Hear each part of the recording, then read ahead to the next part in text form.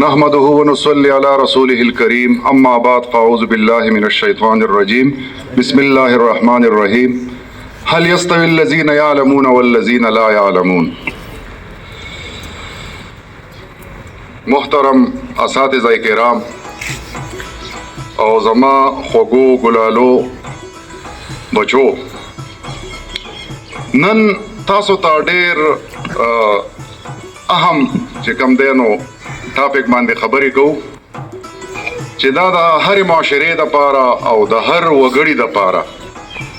دا خبرې ډېرې زیاتې اهم دي او هغه یو څو ټرمینالوجیز دي چې په هغې باندې ځان پوهه کول پکار دي. یو خو دی ایموشنل انټیلیجنس او بل د دې په ضمن کې راځي پروएक्टिव پرسنالټي او ریएक्टिव پرسنالټي. مختصر چې دا خبره زمانه اوږده نشي او په صحیح طریقه باندې تاسو ته در ورسیږي. ارسطاټل تاسو ته پته ده چې یو فلسفر دی، یو تینکر دی او داسې کازموپالیټن تینکر دی. هغه یو قول دی او هغه قول چې کوم دی نو یو سړي راغستی دی داسې په دې 2000 خواوشا کې ګوډ مین او په هغې باندې د هغې نه نوې ټرمینالوجي راایستې ده ایموشنل انټیلیجنس. نو او د دې په دې کتاب په دې سر کې د دې اوپننګ لاین چې کوم دی نو هغه د ارسطاټل دا قول دی چې اټ از ایزي ټو ګیټ انګري. غوسه کېدل ډېر آسان دي، غوسه کېدل ډېر آسان دي، بٹ ټو ګیټ انګري خو داسې غوسه کېدل with the right person په صحیح سړي باندې غوسه کېدل دا ګران آسان نه دي. غوسه کېدل ډېر آسان دي، څه قدم اوچتول هم ډېر آسان دي، خو په صحیح سړي باندې غوسه کول او with the right person but to get angry with the right person او to the right degrees د کم درجې پورې غوسه کېږي، څومره به غوسه کېږي. سړی به په ټوپک ولې، که څپېړه به ترې وباسې، که خبره به ورته کې، که ورانکۍ به ورسره، خبرې به ورسره بندې. اوس دا چې کوم دی د دې تعین کول چې کوم دی نو دا چې څوک ایموشنلی انټیلیجنټ وي نو هغه به د دې صحیح تعین کوي. زه تاسو په دې خبره باندې بیا پوه کوم چې اصل کې خبره څه ده. یو دا خبره شوه چې غوسه کېدل خو ډېر آسان دي، څه قدم اوچتول هم ډېر آسان دي، خو غوسه کول په صحیح سړي باندې او د صحیح درجې پورې او ایٹ د رائټ ټایمز او په صحیح ټایم باندې او بل پکې دا غټه اهم خبره ده چې فار د رائټ پرپس د صحیح مقصد دپاره داسې نه چې هسې غوسې کې غوسه کوه خو لکه مطلب دا دی چې فار د رائټ پرپس او بیا په اخره کې ان د رائټ وے او په صحیح طریقه. نو دا څه خبره شوې؟ اټ از ایزي ټو ګیټ انګري but to get angry with the right person to the right degrees at the right times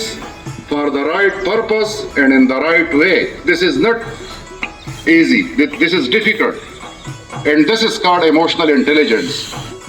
چا کې چې دا خصوصیات یې هغه emotionally intelligent خلک دي او دا ټرمینالوجي اوس راغلی ده. emotional intelligence کتاب دغه ګوډ مین لیکلی دی. نو پکار دا ده مونږ له ایموشنلی انټیلیجنټ لیډرز پکار دي، مونږ له ایموشنل انټیلیجنټ پرنسپل پکار دی، ایموشنل انټیلیجنټ ټیچرز پکار دي. خبره ده هغه چې کوم دی آی کیو انټیلیجنټ کوشنټ هغه نه، هغه انټلیکچوال نه.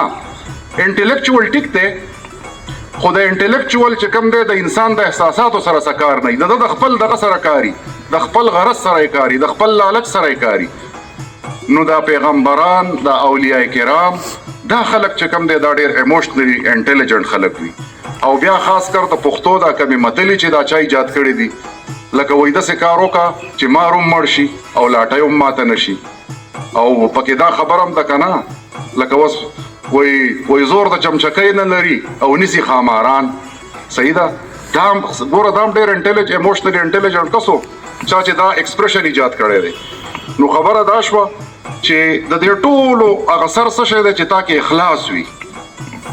او نو چې کله په تا کې اخلاص وي نو په تا کې به بهادري هم وي او چې کله په تا کې دا خبرې رالي که نه دا خصوصیات در پکې رالل نو تب په انسانیت هم مینه تب هیڅ به هیڅ چې کم ده څوک بې عزته کېبم نه څوک په ټارچر کېم نه تب چې ستا به کار دی چې دا سړی چې کم دی نو دا زه بدل کما دی انسپایر شي دی موټیویټ شي او دی چینج شي که په ده کې نیګیټیویټي چې د نیګیټیویټي هغه ایلیمنټ د ده نه ریپلیس شي په پازیټیویټي باندې نو هغه وایي که نه وایي 1000 خوف ہو لیکن زباں ہو دل کی رفیق 1000 خوف ہو لیکن زباں ہو دل کی رفیق یہی رہا ہے ازل سے قلندروں کا طریق قلندران څه کوي هغه باندې یرو مرو په د چا پروا نه کوي د هیڅ چا پروا هم نه کوي که مثال په طور د اجمن خدای د دې دپاره چې په دې کې ته د رښتیا او پاسداري وکړې ته د حق ملګرتیا وکړې ته د حق مرسته وکړې نو کم خلک چې د دې د باونو او د دې یرو مرو پروا نه ساتي دا اصل کې قلندران دا قلندر دي دا مطلب دا دی چې ولی الله دي د الله تعالی خاص نظر دی په دې خلکو باندې نو د دې په دې ضمن کې ما تاسو ته خبره کړې وه چې پرویکټیو پرسنالټي هغه پرسنالټي ته وایي چې دا خصوصیات پکې دا ما چې کم تاسو ته په اوله کې ووي او د دې په مقابله کې دا کمزورې سړی دی ریاکټیو پرسنالټي چېرې کله حالات جوړ شي بیا به ورسره ګورم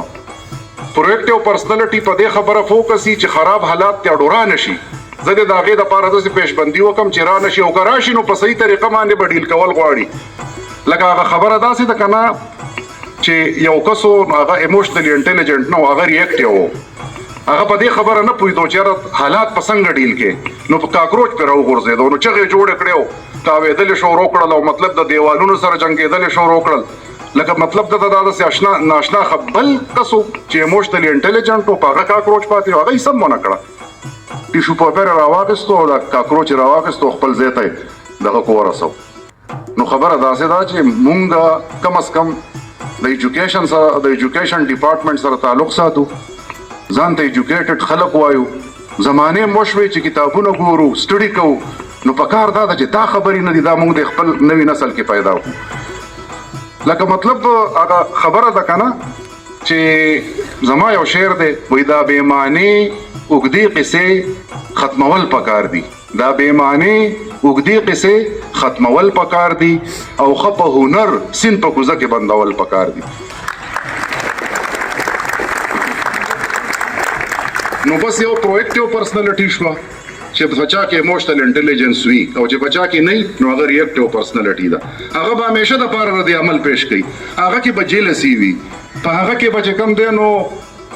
د دې حق د اورېدو د صحیح خبرې د اورېدو توفیق په هغه الله تعالی نه ورکوي نو مونږ وایو چې دا ریاکټیو خلک هم پرویکټیو شي